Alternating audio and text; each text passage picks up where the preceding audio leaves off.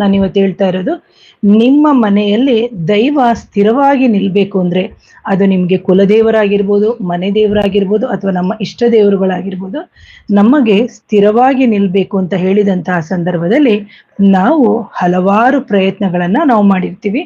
ಜೊತೆಗೆ ನಾವು ಹಲವಾರು ಕಡೆ ಸುತ್ತಿ ನಮಗೆ ಪರಿಹಾರ ಆಗದೇ ಇದ್ದಂತಹ ಸಂದರ್ಭದಲ್ಲಿ ನಮಗೆ ಏನಾಗುತ್ತೆ ಅಂದ್ರೆ, ನಮ್ಮ ಒಂದು ಪೂಜೆಯ ಮೇಲೆ, ಪುರಸ್ಕಾರದ ಮೇಲೆ, ಒಂದು ಮಂತ್ರಗಳ ಬಗ್ಗೆ, ನಮ್ಮ ಧರ್ಮದ ಬಗ್ಗೆ ಎಲ್ಲರಿಗೂ ಒಂದು ಅಗೌರವ ಉಂಟಾಗುತ್ತೆ. ಸೊ ಅಂತಹ ಸಂದರ್ಭದಲ್ಲಿ ನಾವು ತಾಳ್ಮೆಯುಕ್ತರಾಗಿ ನಾವು ನಡಿಬೇಕು ಅಂತ ಹೇಳ್ತೀನಿ ಪ್ರಿಯ ವೀಕ್ಷಕರೇ. ಹಾಗೇನೇನೆ ಯಾರಿಗೇ ಆಗ್ಲಿ ಉದ್ಯೋಗದ ಸಮಸ್ಯೆ ಇರಲಿ, ಸಂತಾನದ ಸಮಸ್ಯೆ ಇರಲಿ, ಅಥವಾ ಮಕ್ಕಳ ಅಭಿವೃದ್ಧಿ ಆಗಿರ್ಲಿ, ಅಥವಾ ಮಾಂತ್ರಿಕ ಬಾಧೆ ಆದಂತಹ ಸಂದರ್ಭದಲ್ಲಿ ನಮಗೆ ಪರಿಹಾರ ಆಗ್ತಾ ಇಲ್ಲ, ಅಥವಾ ನಕಾರಾತ್ಮಕ ಶಕ್ತಿಗಳು ನಮ್ಮ ದೇಹದಲ್ಲಿ ಇದೆ, ಈ ತರ ಒಂದು ಮನೆ ಕಟ್ಟಕ್ ಹೋಗಿ ಅದು ಅರ್ಧಕ್ಕೆ ನಿಂತು ಹೋಗಿದೆ, ಈ ತರ ಹಲವಾರು ಸಮಸ್ಯೆಗಳು ನಮ್ಮ ಜೀವನದಲ್ಲಿ ನಮಗೆ ಉಂಟಾಗ್ತಿರುತ್ತೆ. ಅಂತಹ ಸಂದರ್ಭದಲ್ಲಿ ನಾವು ನಮ್ಮ ಕುಲದೇವರನ್ನು ಅಥವಾ ನಮ್ಮ ಇಷ್ಟ ದೇವರನ್ನು ನಾವು ಯಾವ ರೀತಿಯಾಗಿ ನಮ್ಮ ಮನೆಗೆ ಕರ್ಕೋಬೇಕು ಅಂತ ಹೇಳ್ಬಿಟ್ಟು ನಾನು ನಿನ್ನೆಯ ಒಂದು ವಿಡಿಯೋದಲ್ಲಿ ಹೇಳಿದ್ದೀನಿ. ಸೊ ಆ ವಿಡಿಯೋ ಬಂದು ದೀಪದಿಂದ ಆ ದೇವವನ್ನು ಆವಾಹನೆ ಮಾಡಿ ನಾವು ಮಾಡ್ಕೊಳ್ಳುವಂಥದ್ದು ಅಂತ. ಅಂಡ್ ಎಗೇನ್ ಇವತ್ತು ತಂತ್ರಶಾಸ್ತ್ರದಲ್ಲಿ ಅಥವಾ ತಂತ್ರಗಳ ಮುಖಾಂತರ ನಾವು ನಮ್ಮ ಕುಲದೇವರ ಆರಾಧನೆ ಆಗಿರ್ಬೋದು, ಒಂದು ಇಷ್ಟ ದೇವರ ಆರಾಧನೆಯನ್ನ ನಾವು ಮಾಡ್ಕೋಬೇಕು. ಯಾಕೆ ಅಂತಂದ್ರೆ, ನಾವು ಎಷ್ಟೋ ಸಂದರ್ಭಗಳಲ್ಲಿ ನಾವು ನಮ್ಮ ಕುಲದೇವರನ್ನು, ಮನೆ ದೇವರನ್ನು ನಾವು ಮರ್ತಿರ್ತೀವಿ. ಕಾರಣಾಂತರದಿಂದ ಅವರು ಬಂದವರು ಸಮೇತ ಮನೆಯ ಒಳಗಡೆ ಬರ್ಲಿಕ್ಕೆ ಸಾಧ್ಯ ಆಗಲ್ಲ. ಅಂತಹ ಸಂದರ್ಭದಲ್ಲಿ ನಾವು ಪ್ರೀತಿಪೂರ್ವಕವಾಗಿ ಹೇಗೆ ಕರ್ಕೋಬೇಕು ಅನ್ನೋದೇ ಇವತ್ತಿನ ಒಂದು ಕಾನ್ಸೆಪ್ಟ್. ಅಂಡ್ ಎಗೇನ್ ನಿಮಗೆ ಕುಲದೇವರು ಮರ್ತಿರ್ಬೋದು, ಅಥವಾ ಗ್ರಾಮದೇವರನ್ನು ನೀವು ಹೋಗ್ಲಿಕ್ಕೆ ಮರ್ತಿರ್ಬೋದು, ಅಥವಾ ಇಷ್ಟ ದೇವರನ್ನು ಸಮೇತ ನೀವು ಮರ್ತಂತಹ ಸಂದರ್ಭದಲ್ಲಿ ನೀವು ಎಲ್ಲೇ ಇದ್ರೂ ಇಂತಹ ಒಂದು ಪರಿಹಾರವನ್ನ ನೀವು ಮಾಡಬಹುದು. ಸೊ ಇದು ಮಾಡುವಂಥದ್ದು ಮಂಗಳವಾರ ಮತ್ತೆ ಶುಕ್ರವಾರ. ಸೊ ಇವತ್ತು ಬುಧವಾರ ಆಗಿದೆ. ಸೊ ನೀವು ನಾಳೆಗೆ ರೆಡಿ ಮಾಡ್ಕೊಂಡು ಬುಧವಾರ ಆಗೋಗಿದೆ. ಸೊ ನಾಳೆ ತಪ್ಪಿದ್ರೆ ಎಲ್ಲ ರೆಡಿ ಮಾಡ್ಕೊಂಡು ಶುಕ್ರವಾರ ಈ ಪರಿಹಾರವನ್ನ ನೀವು ಮಾಡ್ಕೋಬಹುದು. ಇಲ್ಲ ಈ ವಾರ ಮಾಡಕ್ಕಾಗ್ಲಿಲ್ಲ ಅಂದ್ರೆ ಮುಂದಿನ ಮಂಗಳವಾರ ಮತ್ತೆ ಶುಕ್ರವಾರಗಳಲ್ಲಿ ನೀವು ಮಾಡ್ಕೊಳ್ಳೋದ್ರಿಂದ ನಿಮಗೆ ಅತ್ಯಂತ ಸಹಾಯ ಆಗುತ್ತೆ. ಆ ದೇವರು ಅಥವಾ ಒಂದು ದೈವಗಳ ಆಶೀರ್ವಾದ ನಿಮ್ಮ ಮನೆಯಲ್ಲಿ ಉಂಟಾಗುತ್ತೆ ಅಂತ ಹೇಳ್ತೀನಿ. ಹಾಗೇನೆ ಇವು ದೈವ ಸ್ಥಿರವಾಗಿ ನಿಲ್ಬೇಕಂತಂದಂತಹ ಸಂದರ್ಭದಲ್ಲಿ ನೀವು ಸತತವಾಗ ಪೂರ್ವದ ಸಿದ್ಧತೆಗಳನ್ನು ಸಮೇತ ನೀವು ಮಾಡ್ಕೋಬೇಕು. ಯಾವ ರೀತಿ ನಮ್ಮ ಮನೆಗೆ ನೆಂಟರುಗಳು ಬಂದಂತಹ ಸಂದರ್ಭದಲ್ಲಿ ನಾವು ಒಂದು ಪೂರ್ವ ಸಿದ್ಧತೆ, ಒಂದು ಅಡಿಗೆಗಳು ಅಂತ ನಾವೇನ್ ಮಾಡ್ತೀವಿ ಅದನ್ನ ಸಮೇತ ನೀವು ಒಂದು ನೈವೇದ್ಯವನ್ನು ಸಮೇತ ನೀವು ಕೊಡ್ಬೇಕಾಗುತ್ತೆ. ಅಂಡ್ ಅಗೇನ್ ಇಲ್ಲಿ ಏನ್ ಮಾಡ್ಬೇಕು ಅಂತಂದ್ರೆ, ನೀವು ಒಂದು ಶುದ್ಧವಾಗಿರುವಂತ ಕೆಂಪು ವಸ್ತ್ರವನ್ನ ತಗೋಬೇಕು. ಅದು 1/4 ಮೀಟರ್ ಅದು ತಗೊಳ್ಳಿ, ಅರ್ಧ ಮೀಟರ್ ಅದು ತಗೊಳ್ಳಿ, ನಿಮಗೆ ಎಷ್ಟು ಸಾಧ್ಯವೋ ಅಷ್ಟು. ಅದು ಕೆಂಪಾಗೆ ಇರಬೇಕು. ನೀವು ರಾ ಸಿಲ್ಕ್ ಆದ್ರೂ ತಗೋಬಹುದು, ಅಥವಾ ಸಿಲ್ಕ್ ಆದ್ರೂ ತಗೋಬಹುದು, ಕಾಟನ್, ನಿಮಗೆ ಎಷ್ಟು ಸಾಧ್ಯವೋ ಅಷ್ಟು ರೀತಿಯಲ್ಲಿ ಆ ಒಂದು ಕೆಂಪು ಬಟ್ಟೆಯನ್ನ ತಗೋಬೇಕಾಗುತ್ತೆ.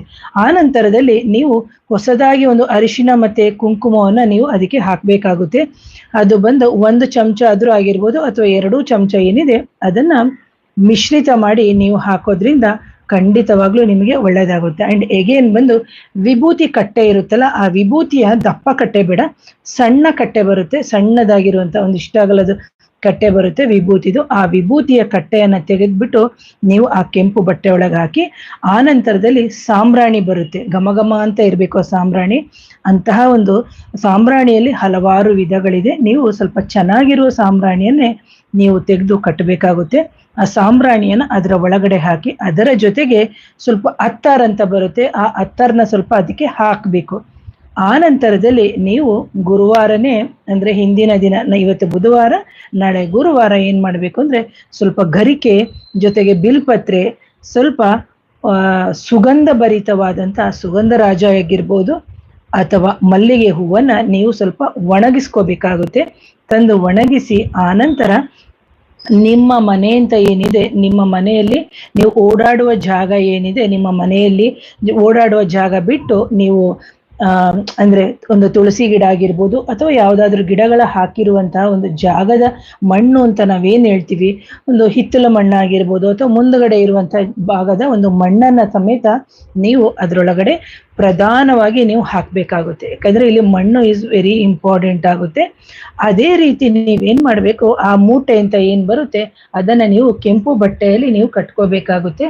ಕೆಂಪು ಬಟ್ಟೆಯಲ್ಲಿ ಕಟ್ಟಿ ಆನಂತರದಲ್ಲಿ ನೀವು ಅದನ್ನ ಮನಸಾರೆ ಪ್ರಾರ್ಥನೆಯನ್ನ ಮಾಡ್ಕೋಬೇಕು. ಪ್ರಾರ್ಥನೆ ಮಾಡ್ಕೊಂಡು ನೀವು ಕೇಳ್ಕೋಬೇಕಾಗುತ್ತೆ, ಕುಲದೇವರಾಗ್ಲಿ, ಗ್ರಾಮ ದೇವರಾಗ್ಲಿ, ಮನೆ ದೇವರಾಗ್ಲಿ, ಇಷ್ಟ ದೇವರಾಗ್ಲಿ ನನ್ನ ಮನೆಗೆ ಆವಾಹನೆ ಆಗ್ಬೇಕು, ನನ್ನ ಮನೆಗೆ ಬರಬೇಕು, ನನ್ನ ನೈವೇದ್ಯವನ್ನು ನಾನು ಕೊಡುವಂತಹ ನನ್ನ ಕಾಣಿಕೆಯನ್ನು ನೀವು ಸ್ವೀಕರಿಸಬೇಕು, ಜೊತೆಗೆ ನನ್ನಲ್ಲಿ ಉಂಟಾಗುತ್ತಿರುವಂತಹ ಸಮಸ್ಯೆಗೆ ಒಂದು ದಾರಿ ತೋರಿಸಿ ಅಂತೇಳಿ ನೀವು ಖಂಡಿತವಾಗ್ಲೂ ನೀವು ಬೇಡ್ಕೊಂಡ್ರಾಗ ಖಂಡಿತವಾಗ್ಲೂ 100ಕ್ಕೆ 100 ನಿಮ್ಮ ಕೆಲಸಕ್ಕೆ ದಾರಿ ಆಗೇ ಆಗುತ್ತೆ. ಪ್ರಿಯ ವೀಕ್ಷಕರ, ಅದು ಯಾವುದೇ ಇರಲಿ, ಮಕ್ಕಳ ವಿದ್ಯಾಭ್ಯಾಸ ಆಗಿರ್ಬೋದು, ಗಂಡ ಕುಡಿತಾ ಇರ್ಬೋದು, ಅಥವಾ ಮಕ್ಕಳಿಗೆ ಆರೋಗ್ಯ ಸಮಸ್ಯೆ ಇರ್ಬೋದು, ಏನೇ ಆಗಿರ್ಬೋದು ಅದಕ್ಕೆ ದಾರಿ ಆಗುತ್ತೆ. ಯಾಕಂದ್ರೆ ಕುಲದೇವರನ್ನ ನಾವು ಮರಿಬಾರ್ದು, ಮನೆ ದೇವರನ್ನು ಸಮೇತ ನಾವು ಮರಿಬಾರ್ದು. ಹಾಗಾಗಿ ಆನಂತರ ನೀವೇನ್ ಮಾಡ್ಬೇಕು, ಆ ಗಂಟನ್ನ ಕಟ್ಟಿರ್ತೀರಲ್ವ, ಮನಸಾರೆ ನೀವು ಬೇಡ್ಕೋಬೇಕು. ಮನಸಾರೆ ಬೇಡ್ಕೊಂಡು ನಿಮ್ಮ ಕುಲದೇವರು ಗೊತ್ತಿದ್ರೆ ನೀವು ಅದಕ್ಕೆ ಆ ಮೂಟೆಗೆ ಪ್ರಾರ್ಥನೆ ಮಾಡಿ. ಇಲ್ಲದಿದ್ರೆ ನೀವು ನೇರವಾಗಿ ನಿಮ್ಮ ದೇವತಾ ಕೋಣೆ ಏನಿದೆ ಆ ದೇವತಾ ಕೋಣೆಯಲ್ಲಿ ಬಂದು ಒಂದು ತುಪ್ಪದ ದೀಪವನ್ನ, 2 ತುಪ್ಪದ ದೀಪವನ್ನ ಹಚ್ಚಬೇಕು. ಸಾಧ್ಯ ಆದ್ರೆ ದೊಡ್ಡ ದೀಪದಲ್ಲಿ 2 ಬತ್ತಿ ಹಚ್ಚಿ, ಇಲ್ಲದಿದ್ರೆ ಸಣ್ಣದಾಗಿರುವಂತ 2 ಬತ್ತಿಯನ್ನ, ಸಣ್ಣದ 2 ದೀಪವನ್ನ ನೀವು ಬತ್ತಿ ಹಚ್ಚಿ ಇಡಬಹುದು. ಹಚ್ಚಿಬಿಟ್ಟು ನೀವು ಆ ಮೂಟೆಯನ್ನ ತಗೊಂಡು ನೀವು ಪೂಜೆ ಮಾಡಬೇಕು. ಪೂಜೆ ಮಾಡಿ ಅದಕ್ಕೆ ಧೂಪ, ದೀಪ, ಆರತಿ ಎಲ್ಲವನ್ನು ಮಾಡಿಬಿಟ್ಟು, ಜೊತೆಗೆ ನೈವೇದ್ಯಕ್ಕೆ ಅಂತ ಬಂದಾಗ ಒಂದು ಸಿಹಿ ಪೊಂಗಲ್ ಆಗಿರ್ಬೋದು, ಒಂದು ಹಾಲಾಗಿರ್ಬೋದು, ಒಂದು ಹಣ್ಣಾಗಿರ್ಬೋದು, ಈ ತರ ಒಂದು ನೈವೇದ್ಯ, ಅಥವಾ ನಮಗೆ ಸಾಧ್ಯ ಆಗ್ಲಿಲ್ಲ ಅಂದ್ರೂ ಅಟ್ಲೀಸ್ಟ್ ಒಂದು ಹಾಲು ಸಕ್ಕರೆ, ಹಾಲು ಬೆಲ್ಲ, ಒಂದು ಬಾಳೆಹಣ್ಣಾದ್ರೂ ನೈವೇದ್ಯ ಮಾಡಿ ಆ ದೀಪದ ಮುಂದೆ ನೀವು ಕೂತ್ಕೊಂಡು ಪ್ರಾರ್ಥನೆಯನ್ನ ಮಾಡಬೇಕು. ಆ ನಂತರ ನೀವೇನ್ ಮಾಡ್ಬೇಕು ಅಂತಂದ್ರೆ, ನಿಮ್ಮ ಮನೆಯ ಮುಂಬಾಗಿಲು ಏನಿದೆ ಆ ಮುಂಬಾಗಿಲಿಗೆ ನೀವು ಅದನ್ನ ಕಟ್ಟಬೇಕು. ಆ ಕಟ್ಟಿದ ನಂತರ ನಿಮಗೆ ನಿಮ್ಮ ಕರ್ಮದ ಅನುಸಾರವಾಗಿ ಇದು ಎಲ್ಲರ ಮನೆಯಲ್ಲೂ ಪ್ರತಿಯೊಬ್ಬರಿಗೂ ಒಂದು ಗಂಡು ದೇವರು ಇರ್ತಾರೆ, ಒಂದು ಹೆಣ್ಣು ದೇವರು ಇರ್ತಾರೆ. ಕೆಲವರಲ್ಲಿ 2 ಇರುತ್ತೆ, ಕುಲದೇವರು, ಮನೆ ದೇವರು. ಕೆಲವರಲ್ಲಿ 1 ಮಾತ್ರ ಇರುತ್ತೆ.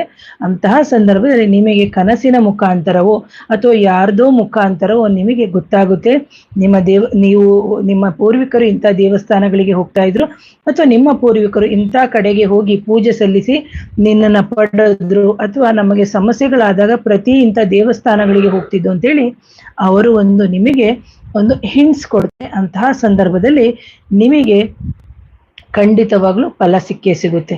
ನಿಮಗೆ ದೈವದ ಆವಾಹನೆ ಯಾವಾಗ ಆಗಿದೆ ಅಂತ ನಿಮಗೆ ಗೊತ್ತಾಗುತ್ತೆ ಅಂತಂದ್ರೆ, ನಿಮ್ಮ ಮನೆಯಲ್ಲಿ ನೀವು ಒಂದು ಮಲ್ಲಿಗೆ ಹೂವು ಸಮೇತ ಹಾಕ್ಲಿಲ್ಲ, ಅಥವಾ ಒಂದು ಸುಗಂಧರಾಜವೂ ಸಮೇತ ಆಗ್ಲಿಲ್ಲ ಅಂದ ಸಂದರ್ಭದಲ್ಲಿ ಅಂತಹ ಒಂದು ದೇವರ ಶಕ್ತಿ, ಒಂದು ದೈವದ ಶಕ್ತಿ ನಿಮ್ಮ ಮನೆಯಲ್ಲಿ ಒಂಥರ ಸಂಚಾರ, ಏನೋ ಒಂಥರ ಗಂಧದ ಕಡ್ಡಿ ವಾಸನೆ, ಒಂಥರ ಮಲ್ಲಿಗೆ ಹೂವಿನ ವಾಸನೆ, ಇದೆಲ್ಲವೂ ಸಮೇತ ಉಂಟಾಗುತ್ತೆ. ಜೊತೆಗೆ ನಿಮ್ಮ ಕಾರ್ಯಗಳು ನಿಧಾನವಾಗಿ ಪ್ರಗತಿ ಉಂಟಾಗುತ್ತೆ ಅಂತ ಹೇಳ್ತೀನಿ.